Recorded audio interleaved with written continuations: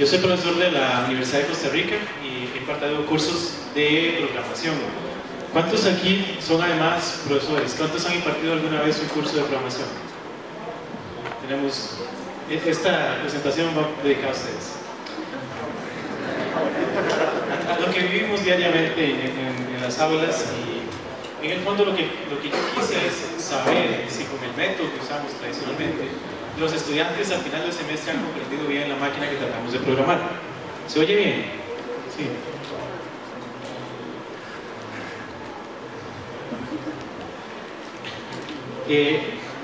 Esto que está aquí es código fuente de C++. A los estudiantes que nosotros educamos les pagan en la sociedad para que escriban programas más complejos que estos. Si yo les digo que esto es simple texto, simple código, se guarda un archivo de texto, que para entender un programa como este basta las mismas competencias como para entender una noticia de periódico o una novela. ¿Ustedes qué me dirán? ¿Que sí o que no? No. Entonces, ¿qué hace este texto especial? Ese texto es especial porque tiene tres comportamientos. En el caso de C++, que es el lenguaje que nosotros usamos en el curso de programación 2, hay una fase de compilación, pero la más importante es que este código tiene un comportamiento en tiempo de ejecución. Es decir, que para el estudiante comprender ese código y escribir programas más complejos que estos, tiene que entender cómo la máquina ejecuta ese código, cómo la máquina trabaja. Esto que está aquí es el plan de carrera, el plan de bachillerato en nuestra escuela de computación. En general, los planes de carrera incluyen cursos para comprender cómo trabaja la máquina. Son cursos como circuitos digitales, el ensamblador y la arquitectura de computadoras. Aquí existe una paradoja interesante. Los cursos para aprender a programar, programación 1 y programación 2, normalmente están antes que los cursos para comprender la máquina. Entonces, la paradoja es, para programar bien hay que entender cómo trabaja la máquina, pero los cursos son posteriores, incluso tienen los de programación como requisito. ¿Cómo los chicos logran aprender a programar en los cursos de programación? Entonces, la paradoja se resuelve por un concepto que se llama máquina nocional. Les pregunto, ¿cuántos de ustedes, levanten la mano, cuántos de ustedes creen que la máquina es capaz de ejecutar funciones, procedimientos, métodos, operaciones? Levanten la mano. No, levanten la mano con ánimo. Aquí no hay nota buena ni mala. Entonces, ¿cuántos creen que no? Tomen decisión. De nuevo, ¿cuántos creen que sí? Hay un tímido sí mayor que el no. Siendo estrictos, la máquina no es capaz de ejecutar funciones. No existe el concepto de función en la máquina real o máquina física. Si vamos a la máquina física, hay unos registros que tienen números. Si vamos a un lenguaje un poquito más arriba, ensamblador, una arquitectura específica, digamos, en Intel i386, hay un registro que se llama base pointer y otro que es stack pointer, y esos apuntan en la memoria y hacen un rastreo de lo que serían las invocaciones de funciones. Pero el concepto no existe ni en ensamblador ni en código máquina de lo que es una función. Entonces, la mayoría, y yo esperaría, todos creyeron, sí, la máquina es capaz de ejecutar funciones. ¿De dónde salen las funciones? No es un concepto de la máquina física, es un concepto que lo provee el lenguaje de programación. Dígase C, Python, JavaScript, ellos tienen funciones.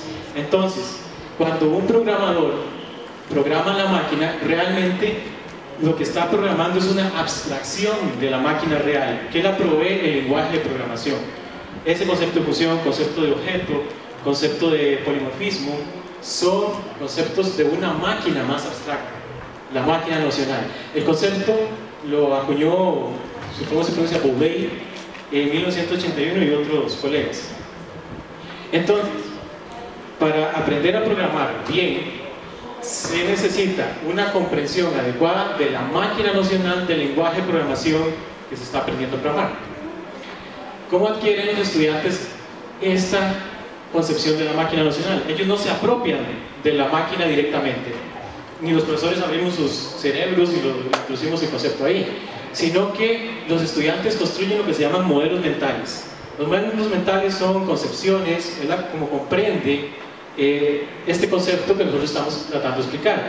Los modelos mentales son imprecisos, son subjetivos, son propensos a imprecisiones.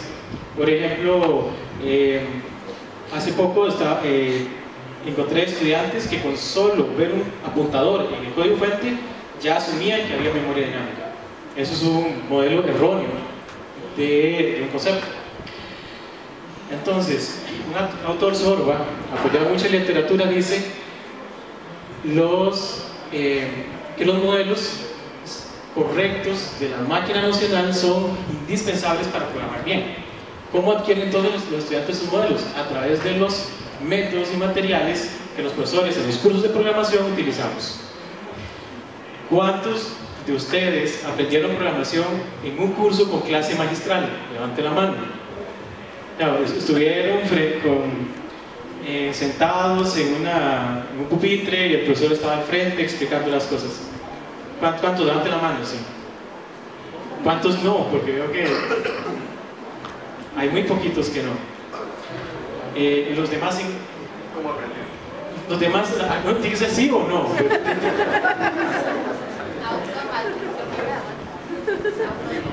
¿Qué dice? Haciendo programas. Bueno, pero lo que dice la literatura científica, de acuerdo a encuestas, es de que más del 80% de los cursos, todavía mucho más, son impartidos en forma tradicional. Ok, veamos un poquito más sobre este método. Todos lo conocemos, la clase magistral. En los cursos de programación, el profesor está al frente, escribe un código, un programa en una computadora que proyecta o trae filminas y explica cómo el programa corre haciendo dibujos. Puede ser que haga dibujos en pizarra o los traiga en sus filminas. Esos dibujos le llamamos el rastreo de memoria, explicando línea a línea qué es lo que hace el programa. Después el estudiante se va para la casa con un repertorio de ejercicios y después el profesor evalúa la comprensión y realmente la resolución de los problemas a través de exámenes. Bueno, estudiando sobre otros métodos de aprendizaje, existe el constructivismo que proviene de Vygotsky, la posición de Piaget, llame aquí constructivismo social. El constructivismo tiene muchos principios que deben aplicarse para que ocurra un aprendizaje adecuado. Esos principios, muchos son incompatibles con la clase magistral, en especial el primero, pero hay algunos que sí se pueden aplicar. Entonces yo dije, esto me gusta y quise traérmelo a mi clase. Y además ellos evalúan con otros métodos, como el coloquio que voy a explicar más adelante.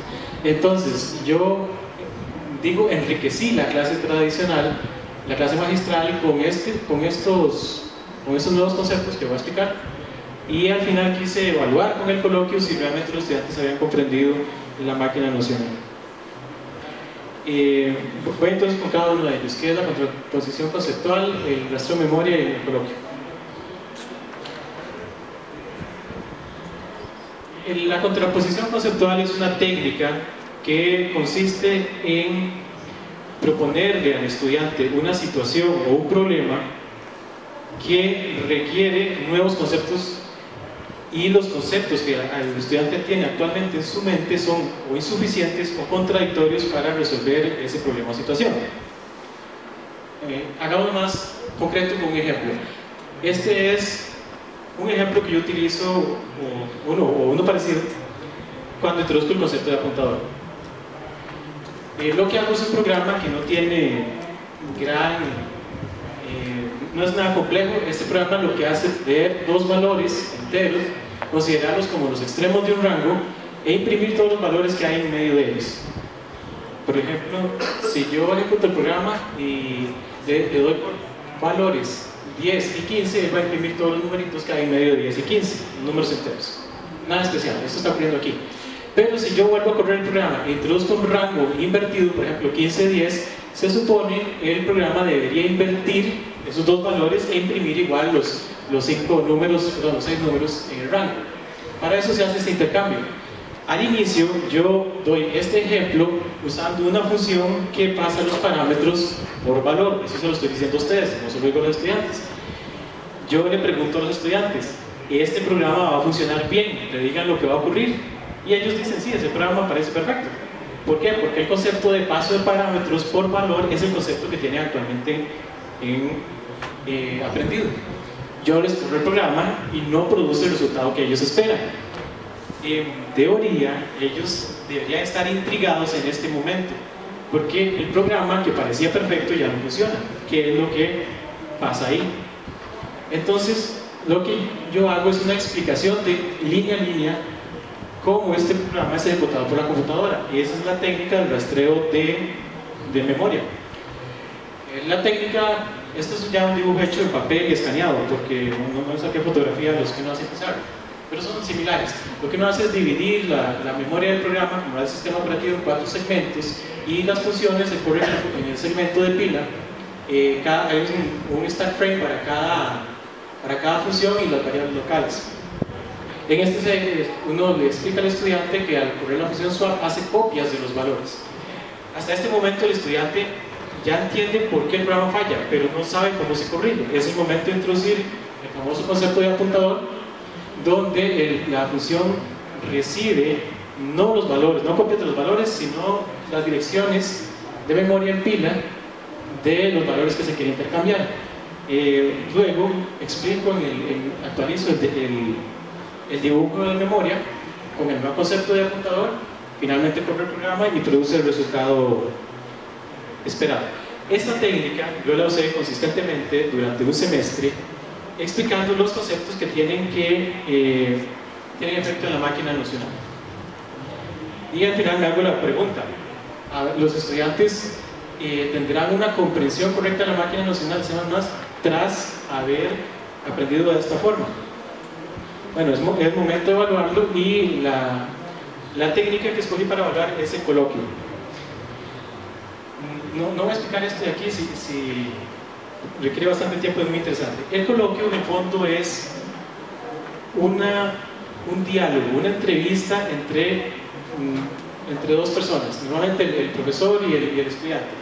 Al estudiante se le pide realizar una tarea educativa y el profesor lo que hace es observar lo que va haciendo el estudiante, pedirle explicaciones o incluso alterar la tarea. La tarea que yo escogí para los estudiantes fue este programa. Este programa yo se lo di al estudiante, se lo proyecté en una pantalla o se lo di en papel, y le dije, ahora usted haga lo que yo hice a lo largo del semestre frente a la clase. Le di una hoja de papel, entonces recorra línea a línea este programa y dibuje en la hoja de papel lo que la máquina hace ejecutando cada línea. Yo grabé las sesiones con los estudiantes en audio nada más, y después hice el análisis, tanto cualitativo como cuantitativo. Para correr este programa les sugerí esta entrada, una pequeña, para que la sesión no fuera muy extensa. Y este programa, lo que voy a decir ahora, yo no se lo dije al estudiante, lo digo nada más para ustedes, para comprenderlo. El programa lo que lee son arreglos de la entrada estándar. El primer valor dice el tamaño del arreglo, en este caso vienen 3 valores enteros acá. Los valores enteros se alojan o se almacenan en un vector en memoria dinámica, el 100, el 70 y el 90. Luego, el vector se ordena y al final se imprime el valor que queda en el centro después de ordenarlo. Esto estadísticamente se conoce como calcular la mediana de un vector. Para los que conocen C++, aquí nos está eliminando la memoria dinámica que se solicitó, entonces hay una fuga de memoria además. Yo eso no se lo comenté a los estudiantes, los dejé que ellos siguieran explicando en lo papel. Este programa no evalúa todos los conceptos que hay en el curso, pero yo identifiqué los conceptos de programación que están ahí. Entonces, para acá, conforme el estudiante iba avanzando con la tarea, yo iba tomando nota de qué conceptos realmente uno los evalúa más en el análisis después de los archivos de audio, pero uno presta atención cómo el estudiante domina o explica o trabaja con cada uno de los conceptos. Por ejemplo, el primer concepto es el de segmentación de memoria. Se supone el estudiante debe actualizar. El estudiante debe realizar un dibujo de memoria como este, y lo que importa es el proceso. Este es el producto final que ya dibujó el profesor. Entonces el estudiante debe ubicar igual los 4 segmentos y decir cómo se llaman cada uno, llamarlos debidamente por su nombre. Después el concepto del punto de entrada al programa, que el estudiante debe empezar la ejecución en la línea 18, no la línea 1, no la línea 4. El concepto de invocación de función, que ocurre aquí en la función main, ¿qué es lo que se esperaría que el estudiante haga? Se esperaría que aquí en el segmento de pila y no en ningún otro, el estudiante dibuje o reserve un espacio para la invocación de la función. Después sigue el concepto de variable local. Perdón, me confundo. Aquí. Lo próximo que hay es una variable local. Entonces el estudiante debe ubicar la variable dentro del stack frame que dibujó para el main, y así sucesivamente, no en ningún otro de los segmentos, escribir el nombre adecuado y dejar un espacio donde se pueda almacenar un valor. Se supone que el estudiante debe seguir con estos 22 conceptos y están en el orden en que aparecen en el programa. ¿Cuáles son los resultados? Yo corrí los coloquios en el curso de programación 2, que va a decir, este es el segundo curso de programación, en el segundo semestre del 2014, es decir, hace un año. El coloquio fue al final del semestre por puntos extra, porque no era algo que estaba en el programa de estudios, no estaba en el contrato del curso, y al final del semestre, de los 18 que lo habían matriculado, 13 todavía estaban yendo a clases, y 12 intentaron participar, pero se pudo hacer coloquio con los estudiantes. En la evaluación, no sé cuánto sea, en la evaluación cualitativa uno presta atención a cómo el estudiante hace el rastreo del programa. Entonces, ¿qué cosas observa uno? Por ejemplo, este estudiante recuerda el uso de los segmentos de memoria, pero no usa los nombres correctos, ni la cantidad. Por ejemplo, aquí escribe valores temporales que son resultados de las evaluaciones de expresiones. Esos valores existen, pero en la máquina nocional de C++ no se guardan en la pila, no está en memoria. Más probable es que en la máquina física sean registros, pero eso no sería parte de la máquina nocional de C++. Algo curioso es que el estudiante, al acceder, voy a regresar al código, al acceder al elemento del centro del vector, este tiene 3 elementos, hace la división 3 entre 2. Y se accede al elemento que está en la posición, se esperaría 1. Pero el estudiante lo que hizo fue una división real. Hizo 3 entre 2 y obtuvo el valor 1.5. Y a partir de ahí tuvo mucha confusión porque no sabía cómo hacía la computadora para acceder a 1.5 posición del vector. Él no pudo explicar cómo, pero dijo, yo supongo que toma el valor del centro, por alguna intuición, pero no pudo explicar por qué. Él detectó la fuga de memoria y la corrigió. Participante 5, él recuerda los segmentos, dice, hay partes, nunca dijo el nombre de segmentos, nunca los llamó por su nombre, no separó las invocaciones de funciones, simplemente escribió una lista de variables locales. Él comprende muy bien el concepto de apuntador. Aquí dijo que estaba el apuntador, incluso hasta escribió direcciones hipotéticas de memoria, dibujó bien el vector, pero además agregó el fin de cadena, que es una convención para terminar los strings de C, las cadenas de caracteres de C. Esto no compete a los vectores de números enteros. Esto ya después es cuando refresca. En cuanto a la división, este estudiante también tuvo problemas. También hizo la división 3 entre 2 y dijo que eso daba un número real, que el programa no debería compilar, que si lo hace, después en una segunda sesión, yo le expliqué que el programa sí compilaba y corría, dijo entonces que se debía caer. No detectó la fuga de memoria y terminó muy rápido la ejecución del programa. Voy a saltarme más, el 6 y el 9. El estudiante 11 fue el que tuvo el mejor rendimiento. Este estudiante sí recordó el nombre de 3 segmentos, no de los 4. Aquí en las variables locales, en las invocaciones de funciones, además escribió código fuente. El código fuente se supone pertenece al segmento de código, que fue el que listo. Este estudiante sí realiza correctamente las divisiones enteras, se equivocó al hacer operaciones matemáticas, yo le pedí que las repitiera, las hizo correctamente y él detectó y corrigió la fuga de memoria. Bueno, esto es los resultados cualitativos que permiten ver qué más o menos ocurrió en los coloquios. El otro análisis es un análisis sumativo, subjetivo del profesor. ¿Qué es lo que yo hice? Para cada uno de los 22 conceptos que se evaluaron en ese programa y para cada estudiante yo le di un peso, un valor entre 0 y 1, donde 0 significa que el estudiante no tiene un dominio del concepto y 1 que sí muestra dominio o comprende el concepto. Entonces aquí se puede obtener un promedio de comprensión de cada uno de los conceptos. Aquí esta tabla está ordenada por el orden en que aparecen los conceptos en el programa, pero a mí me gusta más ordenarlo entonces por el promedio de comprensión de cada concepto. Esto permite ver algunas cosas interesantes. Hay aproximadamente 1/3 de los conceptos que ese programa evalúa que los estudiantes comprenden de forma excelente. Hay más cerca de la mitad de los conceptos que los estudiantes comprenden de forma deficiente, y esto habla pues más, digamos, del método. El método no fue suficiente para que los estudiantes comprendieran esos conceptos, y hay menos de 1/3 de los conceptos que están en un estado intermedio.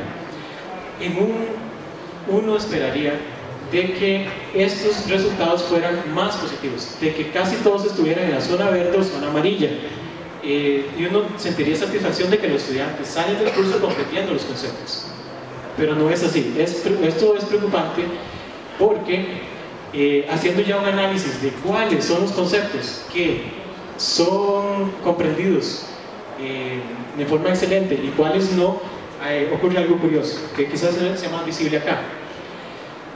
De los 7 conceptos que ellos comprenden de forma excelente, 7 son conceptos que se introducen en programación 1, no en programación 2. Es decir, pareciese que la técnica de la clase magistral más la contraposición conceptual y el rastreo de memoria es bueno para reforzar conceptos de programación 1 que se siguen viendo en programación 2, pero es falso. En los conceptos que comprenden de forma eficiente, 5 también son de programación 1. Los conceptos que se aprenden en programación 2 que evalúa ese programa son 6 y están en el estado intermedio 2 y 4 en el estado eficiente. ¿Cuáles son conceptos? Ya viendo la naturaleza de los conceptos, ¿cuáles son los conceptos deficientes? Aquí podríamos ubicar como 3 grupos. Unos que tienen que ver con invocación de funciones, retorno de funciones y paso de argumentos, que son conceptos realmente de programación 1, y otros relativos a lo que es el manejo de memoria dinámica, fugas de memoria, eliminar memoria dinámica y las variables locales. Un tercer bloque sería para otros que están en un estado, bueno, que no pertenecen a esos 2. Y uno muy curioso, que yo inicialmente no lo tenía previsto, sino que lo agregué en los resultados, es el de la división y el residuo de la división entera, que los estudiantes, el 60% lo interpretaron como división real, en lugar de división entera como ocurre en C++. Entonces, ¿cuál es la conclusión o la respuesta a la pregunta? El método empleado no es suficiente para que los estudiantes tengan una comprensión adecuada de la máquina nocional de C++. Si nosotros vemos otra vez la teoría, los profesores de programación no modificamos la máquina física, tampoco pretendemos ni modificar a C++ ni su máquina nocional, ni abrirle al estudiante su mente y cambiarle la red neuronal que tiene internamente. Lo único que podemos modificar son los métodos y materiales. Entonces, si este método no fue suficiente, ¿qué sigue? Lo que sigue es probar, evaluar otros métodos que son más constructivistas. Yo tengo especial interés sobre este método que se llama aula invertida, y eso será próximos artículos. Otras cosas que se pueden estudiar son el uso no de rastreos de memoria estáticos, sino dinámicos hechos por programas, y también no solo, estos resultados son solo de este programa y con estos estudiantes, pero puede expandirse a otros conceptos y en otras ubicaciones. Y con eso termino mi presentación. Muchas gracias y preguntas.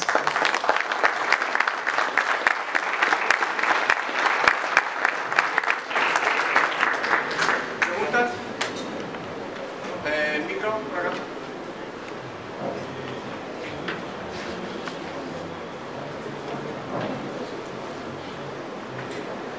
Ante todo, muy buena la presentación. Mi pregunta más o menos es, tal vez uno de los problemas en el aprendizaje en el inicio de la programación es que se nos meten muchos conceptos sobre funciones, métodos, incluso números, y si venimos de colegios deficientes, incluso el manejo de inglés, porque todos los lenguajes están manejados en inglés. ¿Cómo serían los resultados tal vez si es que optáramos por un lenguaje menos formal como C, como Python tal vez, que es menos formal y nos daría incluso mayor velocidad en algunos conceptos? Este es el segundo lenguaje de programación, porque es el curso de programación 2. Ellos en programación 1 aprenden con Java. Entiendo que la pregunta suya es si habrá alguna mejoría cambiar a un lenguaje tipo Python. Es así. Con este estudio yo no puedo responder a esa pregunta, pero sí he leído en la literatura científica de otros que han hecho ese tipo de pruebas. Recuerdo un artículo que lo que hicieron fue comparar C++ en programación 1, C++ en programación 2 contra Python, C++. No hay resultados, diferencias significativas. Es decir, lo que aparenta es que el lenguaje de programación no tiene tanta importancia en eso, sino es más el método que se utiliza o tal vez preferencias y gustos del profesor. Hay discusiones si al profesor se le debe dejar escoger el lenguaje de programación. Si uno es profesor y le pone un lenguaje, es posible, y ojalá que no comprenda muy bien, o no le guste, puede afectar en los estudiantes. Okay. Una pregunta más tenemos. Ronnie, pásale acá.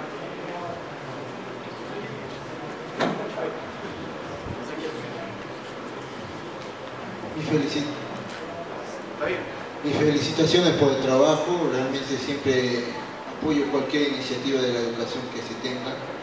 Tú mostraste que utilizaste el coloquio para hacer la evaluación de tu método, pero ¿cómo fue el otro método que utilizaste para evaluación? ¿Fue prueba escrita? ¿Fue prueba vía internet, trabajo escrito? Sí, la otra prueba que yo mantuve es